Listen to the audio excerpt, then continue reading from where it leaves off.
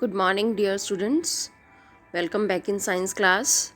Uh, in last class, we discussed about the balance of oxygen and carbon dioxide and role of nitrogen, components of the air.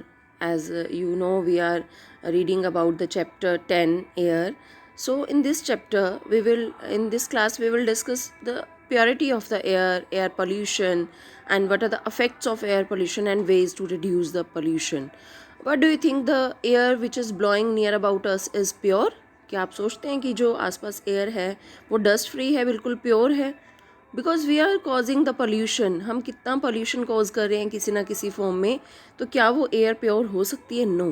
कुछ आपने examples देखे होंगे अपने आसपास कि जिससे आपको पता चले कि एयर प्योर नहीं है. आप अपने आसपास मटेरियल्स देखते हैं, आप क्लीन करते हैं, फिर भी उनके ऊपर डस्ट आ जाती है.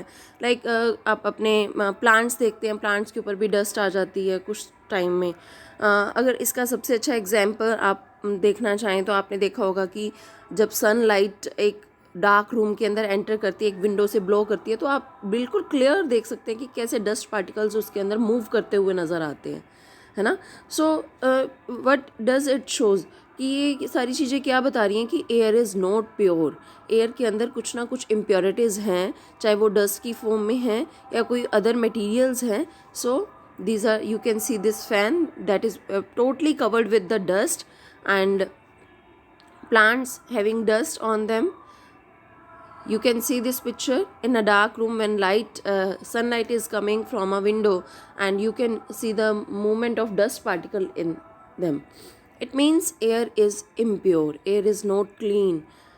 So some materials are present in air, and these are called pollutants. What are these called? Pollutants. ऐसे materials जो हमारी air को ख़राब कर रहे हैं, impure बना रहे हैं, these are called air pollutants. और एयर पोल्यूटेंट्स मेनली कौन से होते हैं? सबसे ज़्यादा हम क्या कर रहे हैं एनवायरनमेंट के अंदर? बर्न कर रहे हैं, फॉसिल फ्यूल्स बर्न कर रहे हैं. और बहुत सारे, जैसे आप अगर लकड़ी भी जला रहे हो, उसका जो स्मोक है वो भी एक टाइप का पोल्यूटेंट है ना. अगर हम क्लीन फ्यूल नहीं बर्न कर रहे हैं, जो पेट्रोल है, डीजल है, इनसे जो स्मोक निकलता है, दैट इज़ ऑल्सो. आपने पेपर बर्न किया, उसके जो पेपर के जो पार्टिकल्स हैं ब्लैक कलर के, वो एनवायरनमेंट में आ रहे हैं. This is also a type of air pollutant. What is the main cause of the air pollution? Wildfires. जंगलों के अंदर इतनी आग लग जाना, एकदम से जंगल जल जाना सारा का सारा. This is also this is the main reason for the air pollution.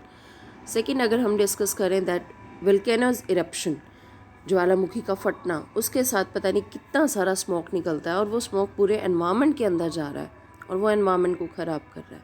हम इस एनवायरनमेंट से बाहर नहीं जा सकते. कुछ नेचुरल कामिटेज हैं, और कुछ हमारी वजह से हम पॉल्यूशन को क्या कर रहे हैं, इंक्रीज़ कर रहे हैं. Because we are using maximum, we are using everything at the maximum level. If we use them in the limited level, then we can save us from the pollution, air के pollution से. क्योंकि आपने इसी air में रहना है. जितना pollution आप कोज करेंगे, वो एयर आप ही इनहेल करेंगे, वो आपके अंदर ही जाएगी, और फिर क्या होती हैं problems, diseases. These are the reasons for the air pollution. Factory के अंदर से जो स्मोक निकलता है, पावर प्लांट्स हैं उनका जो वेस्ट होता है, व्हीकल्स वी आर रनिंग, उसके जो स्मोक हैं, पेट्रोल है, डीजल है, केमिकल्स का वेस्ट है, एयरप्लेन हम वो करते हैं, जेट इंजन्स का जो स्मोक है, स्प्रे कैन है, मीथेन गैस जो कि मार्शी एरियाज़ के अंदर होती है, जहाँ दलदल वाली जगह होती हैं, वहाँ पे मीथेन गैस फॉर्म होती है. और वो मीथेन गैस जो है वो हमारे एनवायरनमेंट को ग्लोबल वार्मिंग से अफेक्ट करती है, ख़राब करती है. आगे हम डिस्कस करेंगे क्या होता है ग्रीन हाउस इफेक्ट और global warming. So these are the main reasons for the air pollution. When we burn the fossil fuels, it releases a lot of gases into the air, causing air pollution. Obviously जब हम fossil fuels हम discuss कर चुके हैं fuel chapters में, ऐसे जो कि नॉन रीन्यूएबल होते हैं, जो dead remains plants, buried plant से बनते हैं, और नॉन रीन्यूएबल हैं, और नॉन रीन्यूएबल हैं तो इट मीन्स एनवायरनमेंट को ख़राब तो करेंगे ही करेंगे. एंड दीज आर द जो गैसेज ये रिलीज़ करते हैं सल्फ़र और नाइट्रोजन की फॉर्म में, these are the main cause of the air pollution. What are the effects of air pollution? Let us discuss one by one. What are the main effects of the air pollution?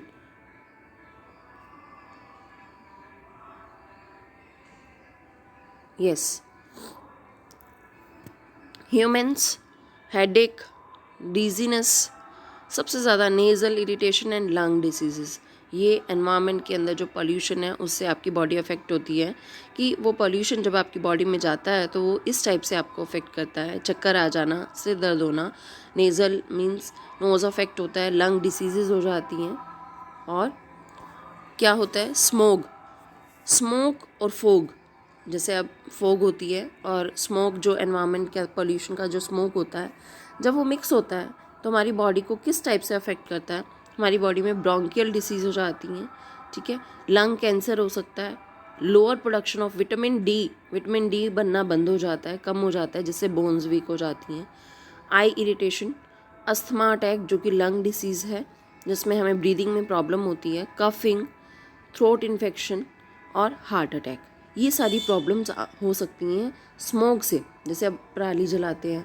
उसका कितना smoke इकट्ठा हो जाता है, और जब fog भी उसके साथ में मिक्स हो जाती है तो it's a type of smoke, और वो स्मोक किस टाइप से हमारी बॉडी को अफेक्ट करती है, यू कैन सी, मतलब कितना डेडली अफेक्ट कर रही है हमारी बॉडी को ये चीज़ें, पॉल्यूशन, फिर भी हम करते ही जा रहे हैं इसको, so we should stop it. Affects on the plants, acid rain mainly जो हम आगे डिस्कस करेंगे, एसिड रेन से अफेक्ट होते हैं प्लांट्स, जिससे प्लांट्स की जो ग्रोथ है वो स्टॉप हो जाती है, और प्लांट्स का जो कलर है, ग्रीन लीव्स जो हैं वो येलो कलर के हो जाते हैं, ये सब जो है अफेक्ट्स हैं प्लांट्स के ऊपर, प्लांट्स की जो ग्रोथ को स्टॉप करना, this is only the cause of pollution, because of pollution. Animals पे भी पूरा अफेक्ट पड़ता है, उनको भी ब्रीदिंग प्रॉब्लम हो जाती हैं, स्किन इन्फेक्शंस हो जाते हैं और बहुत अदर डिसीज़ हो जाती हैं। Effects on atmosphere, ozone layer decay, ozone layer, जैसे कि हम इतना सारा रेफ्रिजरेटर और ये एसी और ये सब जो यूज़ करते हैं, इनके जो पार्टिकल्स हैं वो ओजोन लेयर को अफेक्ट करते हैं, ओजोन लेयर के अंदर धीरे धीरे होल होता जा रहा है। और आपको पता है ओजोन लेयर हमारे लिए क्या करती है, ओजोन लेयर हमें सनलाइट की जो अल्ट्रा वायलेट रेज़ हैं, यूवी रेज़ हैं, उनसे हमें प्रोटेक्ट करती है, क्योंकि यूवी रेज़ हमारे लिए बहुत हार्मफुल है, और अगर वो ओजोन लेयर हमारे ये पॉल्यूशन कॉज करने की वजह से धीरे धीरे ख़त्म हो रही है, होल हो रहा है उसके अंदर, तो वो यूवी रेज़ हमारी अर्थ पे आ रही हैं और क्या कर रही हैं, प्रॉब्लम्स क्रिएट कर रही हैं, कौन सी, cancer, skin problems, eye problems. So these are the effects on atmosphere, greenhouse effect and global warming. First of all, we are going to discuss the greenhouse effect. So, greenhouse effect, what is this? Main pollutants which are present for this are nitrous oxides, methane and carbon dioxide. These are the main three gases which cause which are called greenhouse gases. मतलब इनकी वजह से greenhouse effect जो है वो main होता है। ये गैसेस जो हैं वो एनवायरनमेंट को बहुत ज़्यादा गर्म रखती हैं। क्या काम होता है इन गैसेस का? अ पार्ट ऑफ रिफ्लेक्टिव रे is trapped by the green house gases. जो सनलाइट आ रही है हमारी अर्थ पे, जो विजिबल और हीट रेज जिसकी वजह से आप गर्मी फील करते हैं धूप के अंदर, तो वो इवनिंग टाइम में रिफ्लेक्ट बैक हो जाती है, वापस चली जाती है हमारे एनवायरनमेंट से। पर ये जो गैसेस हैं तीनों, ये क्या करती हैं, उनको एब्जॉर्ब कर लेती हैं हीट रेज को, वापस नहीं जाने देती।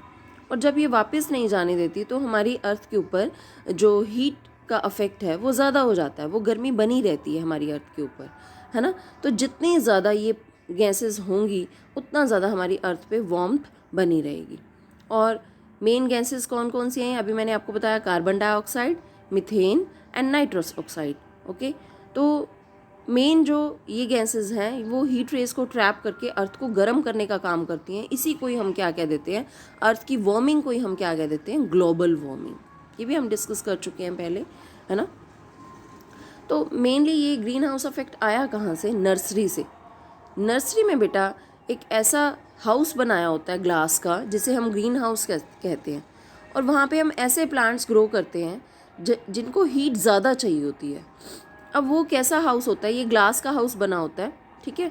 अब इसमें प्लांट्स ग्रो कर दिए, इसके अंदर हीट रेज आ तो जाती हैं सन की, बट वह बाहर नहीं जा सकती। जैसे अब आप कई बार क्लोज विंडोज़ वाली किसी उसमें बैठते हैं, बस में बैठते हैं, गाड़ी में बैठते हैं, तो आप ये देखते हैं कि बाहर की बजाय वहाँ अंदर जो टेम्परेचर है वो हाई होता है, वहाँ ज़्यादा गर्मी होती है।